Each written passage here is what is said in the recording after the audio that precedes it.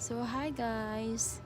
Get ready with me. Naglagay nga muna ako ng sunscreen bago tayo maglagay ng eyelash extension. Then, i-blend ko muna to saglit guys. So, ayan. Ito pala yung aking mga eyelashes. Mga cluster ko guys. Ito. Ayan. Bubuksan muna natin.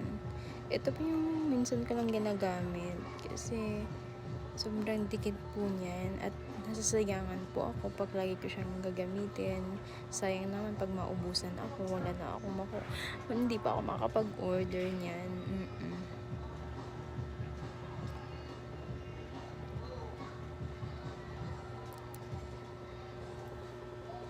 Ayan guys, compare naman dito guys sa isa, dito po ako sa maliit talaga yung gusto ko.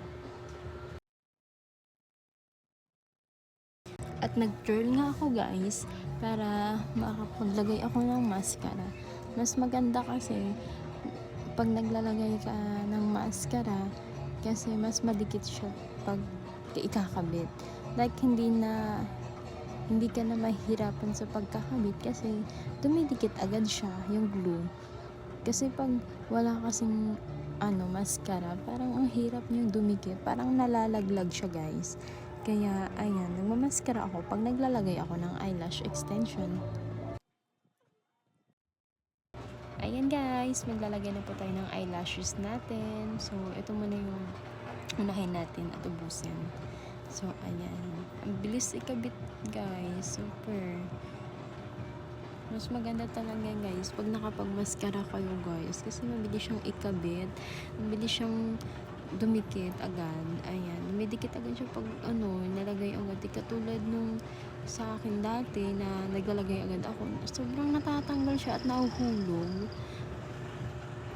Tapos ganito pala yung technique nito guys. Ito pala, kailangan talaga mag-mascara guys para sobrang mabilis ikabit siya.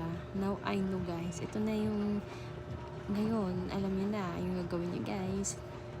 At tatapusin ko lang to guys. Ipapakita ko sa inyo yung pinaka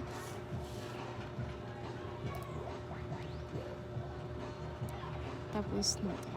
Ayan. Thank you for watching guys.